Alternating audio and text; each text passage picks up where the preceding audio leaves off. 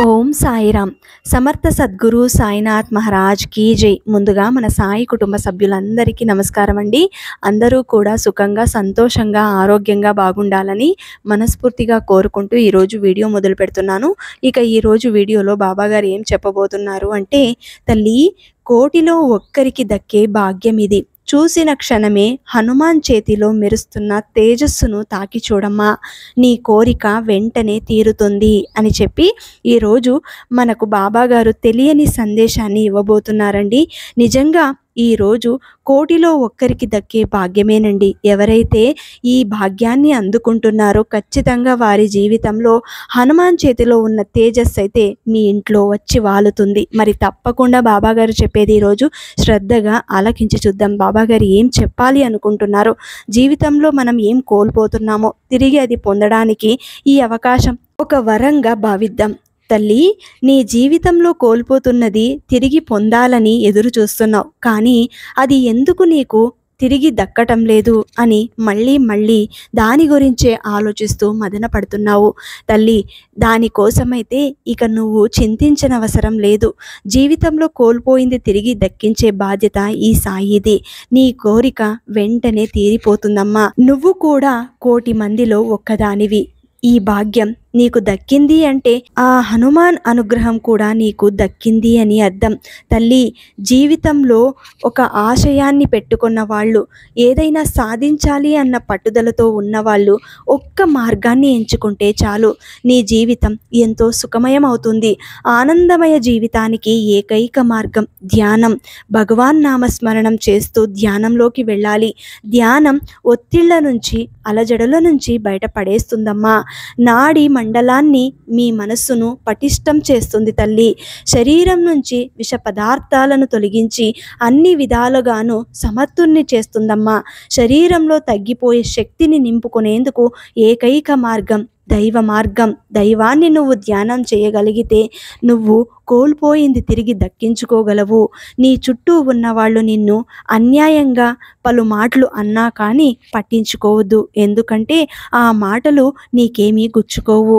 జీవితంలో ప్రతి మనిషి, ప్రతి జీవి అన్నింటిలోనూ బాధలను అనుభవించి తీరాల్సిందే. కాకపోతే ఆ కర్మలనేవి శాశ్వతం కావు అని మాత్రం గుర్తించుకో. మనిషి ఆశకు అంతు ఉండదు. ఎంత ఉన్నా ఇంకా ఏదో కావాలని కోరిక ఉంటుంది. భగవంతుడు ఇచ్చిన దానితో తృప్తి పడడం మానవ ధర్మం. లేని వాటి కోసం చేతులు చాచకూడదు. ఎంత పుణ్యం చేసుకుంటే అంత ఫలితమైతే పరమాత్ముడు ప్రసాదిస్తాడు. ఈ సృష్టిలో ఆయనకందరూ సమానమే తల్లి. జీవితంలో నేను కోల్పోయింది నేను తిరిగి పొందగలను సాయి అన్న నమ్మకంతో నువ్వు ఉంటే, ఖచ్చితంగా ఆ పట్టుదలతో నువ్వు ముందడుగు వేస్తే ప్రతి అడుగులోనూ నీకు నీ సాయి ఉంటాడు. తల్లి, నువ్వు నన్ను తండ్రి స్థానంలో ఉంచావు కదా, మరి తదేకంగా ఈ సాయిని చూస్తూ ఉంటే, తదేకంగా ఈ సాయి నామాన్ని ఉచ్చారణ చేస్తూ ఉంటే, నీ సాయి కూడా నీ దృష్టిని, నీ పలుకులను గమనిస్తూ ఉంటాడు. మిమ్మల్ని ఆపద కాలంలో నుండి ఆదుకోవడానికి ఎప్పుడు సిద్ధంగానే ఉంటాను. నువ్వు గెలిచే వరకు నీ కథ ఎవ్వరికీ అవసరం లేదు. ఎవరూ వినిపించుకోరు కూడా. నీ కథ ఎవరికైనా చెప్పాలన్నా, వినాలన్నా ముందు నువ్వు గెలవాలి. అందుకే ఏదైనా చెప్పాలి అనుకుంటే ఈ భగవంతునితో, అంటే నీ గురువుతో చెప్పుకో. ముందు నీ గురువుని గుర్తుపెట్టుకో. గురువు స్థానంలో నన్ను ఎప్పుడో నిలబెట్టావు. ఈ గురువు అన్నీ చూసుకుంటున్నాడు. నీ ఇష్ట దైవాన్ని ఆరాధిస్తూ ఉండు. నువ్వు నీ సాయితో మాత్రమే చెప్పు. ఖచ్చితంగా నీ సాయి నీ విజయ డమరుకాన్ని మ్రోగిస్తాడు. అప్పుడు ప్రతి ఒక్కరి చెవు దద్దరిల్లిపోవాలి. కాబట్టి తల్లి, నేను నీకు అండగా ఉంటాను అని మాత్రమే చెప్పగలను. నేను ఎవరి తలవ్రాతలు వ్రాయను. ఎవరికి వారే తమ భాగ్యాన్ని స్వయంగా చూసుకుంటున్నారు.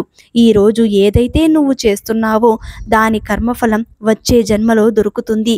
ఈరోజు నువ్వు ఉన్న స్థితి గత జన్మలో నువ్వు చేసుకున్న కర్మఫలం మాత్రమే అయి ఉంటుంది. కాబట్టి వాటిని నువ్వు అనుభవించక తప్పదు. తల్లి, ఈ జీవిత పరమార్థం నీకు అర్థమైందా? స్వర్గంలో అన్నీ ఉన్నాయి కానీ చావు మాత్రం లేదు. భగవద్గీతలో అన్నీ ఉన్నాయి కానీ అబద్ధాలు లేవు. ప్రపంచంలో అన్నీ ఉన్నాయి కానీ ప్రశాంతత లేదు. కానీ ఈరోజు అందరి దగ్గర అన్నీ ఉన్నాయి, కానీ ఒక్కటే లేదు, అదే మనశ్శాంతత. ఆ మనశ్శాంతత లేకున్నప్పుడు నీ జీవితం ఎలా బాగుంటుంది చెప్పు? తల్లి, నా బంధం కోల్పోయింది బాబా, ఎప్పటి నుంచినో నీకు ఈ బంధం గురించి అడుగుతున్నాను, వెంటనే నాకు అది దగ్గర అయ్యేలా చూడు అని అడుగుతున్నావే. కానీ ఒక్క మాట, బంధాలనేవి మనం విలువ ఇచ్చినంత వరకే, బాధలనేవి మనం భరించినంత వరకే, కన్నీళ్ళనేవి మనం సహించినంత వరకే, కష్టాలనేవి మనం కడతేరే వరకే. ఇందులో మనం ముఖ్యంగా ఆత్మ శరీరం, ఒక్కసారి ఆత్మ శరీరం మధ్య ఉన్న బంధం వేరైతే మన జీవితం ఎక్కడుంటుందో ఒక్కసారి ఊహించు. కాబట్టి ఏది శాశ్వతం కాదు, గుర్తుపెట్టుకో. ఇప్పుడు ఈ క్షణం నువ్వు ఏం కావాలి అని కోరుకుంటున్నావో అది నీ దగ్గరకు చేర్చే బాధ్యత అయితే నాదే. మోయలేనంత డబ్బు సంపాదించే వాళ్ళు పెరిగిపోతున్నారు, మోయవలసిన నలుగురిని సంపాదించే వాళ్ళు తగ్గిపోతున్నారు ఈ కాలంలో. కానీ బంధానికి విలువలు లేవు. చేసే పనుల్ని విఫలమైనా అన్ని ఆశలు అడియాసలైనా కూడా మన ముందు భవిష్యత్తు నిలబడే ఉంటుంది. నేనున్నాను, ఉపయోగించుకోమని చెబుతుంది. ఆ భవిష్యత్తు ఇప్పుడు నా ముందు లేదే అని కొంతమంది బాధపడతారు. వారికి వచ్చిన కష్టం అంతా ఇంత కాదు అన్నట్టు ఎంతోమంది మరణిస్తూ ఉంటారు. వచ్చిన కష్టాన్ని తట్టుకోలేక, మాటలు పడలేక ఎంతోమంది ఆత్మహత్యలు చేసుకుంటున్నారు. ఆత్మహత్య ఎంత మహాపాపమో ఆ భగవంతుడు నీకు తెలియజేస్తాడు. భగవంతుని మీద ఎవరైతే కృప కలిగి ఉంటారో, ఆయన పాదాలు ఎవరైతే పట్టుకొని వ్రేలాడుతారో అలాంటి వారి జీవితం సుఖమయం అవుతుంది. నీకు మనశ్శాంతి కావాలంటే ఇతరులలో లోపాలను వెతకడం మానుకో. దానికి బదులుగా ముందు నీలో ఉన్న లోపాలేంటో గుర్తుపెట్టుకో. ఈ ప్రపంచమే నీది అన్నంతగా సొంతం చేసుకో. అప్పుడు ఈ ప్రపంచంలో అంతా నీవారే అని గుర్తిస్తారు. తల్లి, నువ్వు చూసే కళ్ళను బట్టే నీకు ప్రతి మనిషి ఆ రూపంలో కనిపిస్తాడు. అంతేకాని నీ మనసు ఏ విధంగా ప్రవర్తిస్తే ఆ విధంగానే నీకు ప్రతిరూపం అనేది కనబడుతుంది. మనస్సును భగవంతుని మీద నిలుపుకోవాలి. ఇల్లు, కుటుంబం కొద్ది కాలం మాత్రమే. తల్లి, నా బిడ్డలు ఎంతో ఆత్మీయత గలవారు, కనబడే సాటి వ్యక్తిని ప్రేమించగలిగేవారు నేను నమ్ముతున్నాను. కాబట్టే నా బిడ్డలకు ఈ సందేశం ఇస్తున్నాను. కనబడే సాటి వ్యక్తిని ప్రేమించలేనివాడు కనబడిని దేవుణ్ణి ప్రేమించడం అనేది అసంభవం. ఇది నేను నమ్ముతున్నాను. తల్లి, నువ్వు ఎప్పుడూ కూడా నీ మాటలను అదుపులో పెట్టుకొని మాట్లాడాలి. ఇతరులతో ఏ విధంగా ప్రవర్తిస్తున్నావో దాని పట్ల నువ్వు ఎంతో బుద్ధివంతంగా ఉండాలి. మన మాటల మీదే మన జీవితాలనేవి ఆధారపడి ఉంటాయి. కాబట్టి సరిగ్గా మాట్లాడడాన్ని నేర్చుకోవడం కోసం ఎంత శ్రమించినా తప్పులేదు, నష్టం లేదు. సరిగ్గా మాట్లాడడాన్ని నేర్చుకోవడమే వ్యక్తిత్వ నిర్మాణంలో అతి ముఖ్యమైన అంశం. కాబట్టి ఆ మాటలతో ఎవరినైనా నువ్వు నొప్పిస్తే నిజంగా నువ్వు నీ సాయిని నొప్పించినట్లే. నీ కష్టాలు నీకు ఎలా బ్రతకాలో నేర్పిస్తాయి, ఎవరిని నమ్మాలో ఎవరిని నమ్మకూడదో అర్థమయ్యేలా చేస్తాయి. అందుకే కష్టాలు వచ్చినప్పుడు నేర్చుకోవడానికి ప్రయత్నించు, కానీ పారిపోవడానికి ప్రయత్నించకూడదు. అది నీ చేతగానితనమే అవుతుంది. నిన్ను చూసి 10 మంది మాట్లాడుకునేలా నువ్వే కల్పించినట్లవుతావు. కాబట్టి వచ్చిన కష్టం గురించి సహనంతో ఆలోచించి చూడు. నువ్వు ఎంత సహనంతో, భక్తి శ్రద్ధలతో భగవంతుని నమ్ముకొని ఆరాధిస్తూ ఇతరుల పట్ల ప్రేమపూర్వకంగా వహిస్తూ నీ జీవిత గమ్యాన్ని నువ్వు గుర్తు పెట్టుకొని వీటిని నువ్వు ఆచరిస్తూ ఉంటే నిజంగా నీ జీవితం ఎంతో సుఖంగా సాగిపోతుంది. మనసుకు గాయం చేశారని మనుషులను దూరం చేసుకోవడం వలన సమస్యకు పరిష్కారం లభించదు. ఎటువంటి పరిస్థితుల్లో మనతో కఠినంగా మాట్లాడాల్సి వచ్చిందో అర్థం చేసుకోగలిగితే 100కి 99 సమస్యలు తీరిపోయినట్లే తల్లి. ఈ లోకంలో అందరూ అలాంటి తప్పులే చేస్తున్నారు. ఎప్పుడూ కూడా ఒక జీవి మరొక జీవికి హింసించకూడదు. అలా చేసినట్లయితే ఇంకా నిన్ను బాధించేలా చేస్తుంది. ఈ లోకంలో నువ్వు ఎంత మంచివాడిగా ఉంటే నీకు అంత కష్టం వస్తుంది అని నువ్వు నమ్ముతావు కదూ. మరి బాబా, నేను నిన్నే నమ్ముకున్నాను, ప్రతి క్షణం సాయి నామాన్ని పలుకుతూ ఉంటాను, ఎక్కడికి వెళ్ళినా సాయిని గుర్తు చేసుకుంటాను, ప్రతి క్షణం నీ నామం పలకనిదే ఏ పని చేయను. మరి ఇన్ని చేస్తున్నా, ఎంతో మంచివాడిగా ఉన్నా కూడా నాకిన్ని కష్టాలున్నాయి. మరి ఏం చేయాలి నేను నీ మంచి బాటలోనే నడుస్తున్నాను కదా, ఇన్ని కష్టాలు ఎందుకు ఇచ్చావు బాబా అని నువ్వు అడగవచ్చు. తల్లి, ఇది దైవం పెడుతున్న పరీక్ష. నువ్వు ఖచ్చితంగా అనుభవించి తీరాలి. మంచివాడిగా ఉంటే నువ్వు మాటలు పడాలి అని అనుకుంటున్నావు. ఈ లోకులు కాకులు ఈ లోకంలో ఎంత మంచిగా ఉన్నా మంచివాడికి కాలం అనేది ఉండదు. మంచివాడిగా నటించే వాడిని మాత్రమే వీడు చాలా మంచివాడు అని అంటుంది ఈ ప్రపంచం. అలాంటి వారిని గుడ్డిగా నమ్మేస్తుంది. వాళ్ళు అంతగా మాయ చేస్తారు. నిజానికి అబద్ధానికి తేడా ఏంటో తెలుసుకోలేని బ్రతుకుల్లో ఉంటారు. నువ్వు చెప్పిన అబద్ధాన్ని నువ్వే రక్షిస్తూ ఉండాలి, కానీ నిజం మాత్రం నిన్ను రక్షిస్తూ ఉంటుంది ఎప్పటికైనా. ఇది మాత్రం గుర్తుపెట్టుకో. నీ తప్పును ఈరోజు కప్పిపుచ్చుకున్నంత మాత్రాన రేపటి రోజున ఆ నిజమేంటో బయట పడకుండా ఉంటుందా? ఖచ్చితంగా ఏదో ఒక రోజు బయటపడుతుంది. ఆ కష్టం ఖచ్చితంగా ఆ జీవి అనుభవించి తీరాలి. మరి ఎప్పుడూ కూడా ఎవరైతే భగవంతుణ్ణి నమ్ముకొని నేను ఇలాగే ఉంటాను, ఇలాగే బ్రతుకుతాను, ఎవరికి హాని చేయను, నేను సాయి బాటలో నడుస్తాను, నేను సాయి పాదాల శరణు వేడాను, ఖచ్చితంగా నాకు సాయి అనుగ్రహం కలుగుతుంది, సాయి నన్ను ఎప్పటికీ వదిలిపెట్టడు అన్న నమ్మకంతో నువ్వు ఉండు చాలు. నీ జీవిత ఆశయాన్ని నాకు వదిలిపెట్టు.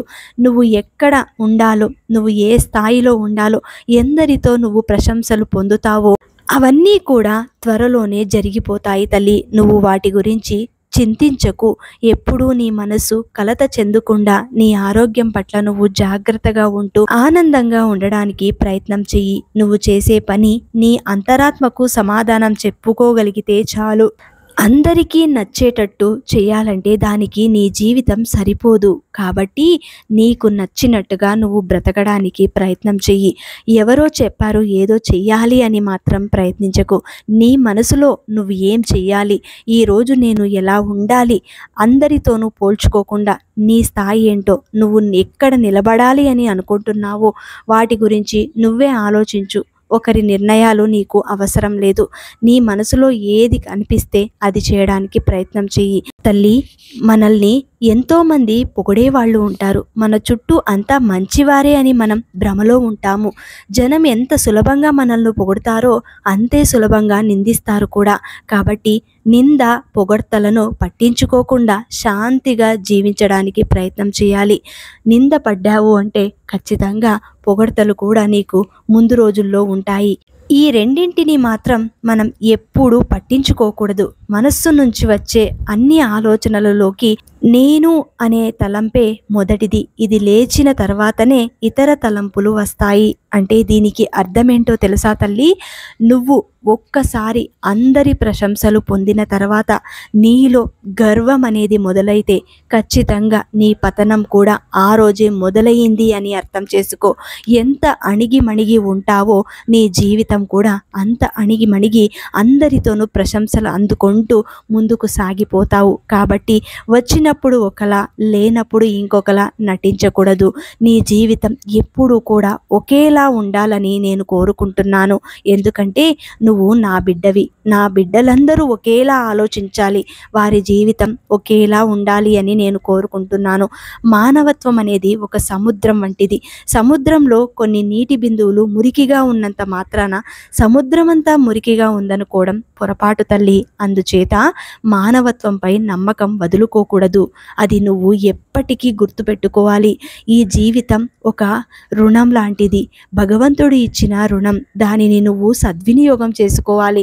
ఈరోజు నువ్వు ఈ జన్మ ఎత్తావు అంటే ఏదో సాధించాలని వచ్చావు. అది సాధించడానికి మాత్రమే ప్రయత్నించు. మధ్యకాలంలో కష్టాలు వచ్చాయి కదా అని నీ తనువును నువ్వు చాలిస్తే నీ పుట్టుకకు అర్థమే ఉండదు. ఉపవాసం చేస్తూ భోజనాన్ని ధ్యానించడం కంటే భోజనం చేసి భగవంతుణ్ణి ధ్యానించడం ఎంతో శ్రేష్టం. భగవంతుడి పట్ల నువ్వు కృపని కలిగి ఉండాలి. ప్రతి క్షణం తినే ముద్దని గుర్తు చేసుకోవాలి. ఆ భగవంతునికి నమస్కారం చేసుకోవాలి. ఎందుకంటే ఆ క్షణం, ఆ పూట నీకు ముద్ద దొరికింది అంటే నువ్వు ఎంతో అదృష్టవంతురాలివి అని అనుకోవాలి. తల్లి, ఒక్క మాట చెబుతాను, గుర్తుపెట్టుకో. ఏ స్థితిలో అయితే ప్రశాంతమైన మనసు నిలకడగా ఉన్న అనుభూతిని కలిగి ఉంటుందో అదే సమాధి. ఆ నిలకడగా ప్రశాంతంగా ఉన్న మనసే దేవుడి నిజరూపాన్నైతే దర్శించగలుగుతుంది.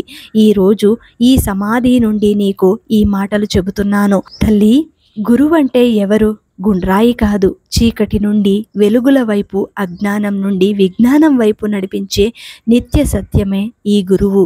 ఈ గురువు మాటలు ఈరోజు ఆలకించావు, ఎక్కువగా చదువుకోలేదు అని దిగులు చెందకు. ప్రతిరోజు ఏదో ఒక పాఠాన్ని నేర్పిస్తూ ఉన్నాను. నీ జీవిత గమ్యాన్ని మంచి స్థాయిలో నిలబెట్టాలని ఈరోజు ఈ సాయి నీకు ఈ మాటలను అందిస్తున్నాడు. నువ్వు ఎంతో జ్ఞానాన్ని పొందవచ్చు. నువ్వు అర్థం చేసుకునే రీతిని బట్టి నీ జీవితం ఆధారపడి ఉంటుంది. ఏదీ శాశ్వతం కాదు. నిన్ను నువ్వు ఒత్తిడికి గురి చేసుకుంటే ఇంకా బాధలనేవి అనుభవిస్తావు. ఎంతటి గడ్డు పరిస్థితి అయినా సరే మారిపోక తప్పదు. కాబట్టి జీవిత ఆశయాన్ని గుర్తుపెట్టుకొని మానవాళి ఏ విధంగా బ్రతకాలి అన్నది నేర్చుకోవాలి. తల్లి, మానవ సంబంధాలన్నీ పైనే. ఇది గుర్తుపెట్టుకో. లోతుగా చూస్తే మనిషి ఒంటరివాడు. చుట్టూ ఎంతమంది ఉన్నా, ఆత్మీయత పేరుతో ఎంత దగ్గరకు తీసుకున్నా ఒంటరివాడే. ఈ లోకంలోకి ఒంటరిగా వచ్చిన మనిషి ఒంటరిగా వెళ్ళిపోవాల్సిందే. ఇది గుర్తుపెట్టుకో. నువ్వు ఈరోజు ఈ సాయి పాదాలు పట్టుకున్నావు కాబట్టి నీకు ఈ సత్యాన్ని చెప్తున్నాను. ఒక్కసారి కళ్ళు మూసుకొని ఆ భగవంతుని ధ్యానం చేసుకో. నీకు నీ చుట్టూ ఏం కనిపిస్తున్నా కూడా అదేది శాశ్వతం కాదు అని నీ మనసుకు అర్థమవుతుంది. ఈరోజు ఈ సాయి చెప్పిన మాటలు గుండెల్లో పెట్టుకొని ప్రవర్తించు. కోటిలో ఒక్కరికే ఇంత భాగ్యాన్ని నేను అందించాను. ఈ క్షణం ఎవరైతే హనుమంతుణ్ణి తాకారో వారి జీవితంలో ఖచ్చితంగా మంచి రోజులు రాబోతాయి. మీ కోరికలు కూడా నెరవేరుతాయి అని బాబాగారు ఈరోజు చాలా గొప్ప సందేశాన్ని మనందరి కోసం అందించారండి. ఈరోజు బాబా అందించిన ఇంత గొప్ప సందేశం మీకు నచ్చితే శ్రద్ధ సబూరి అని కమెంట్ చేయండి. అలాగే అందరికీ అందేలాగా షేర్ చేయండి, లైక్ చేయండి. మళ్ళీ ఇంకొక మంచి వీడియోతోటి మీ ముందుంటాను. అంతవరకు సెలవు. సర్వే జనా సుఖినో భవంతు. సర్వం శ్రీ సాయినాథార్పణమస్తు.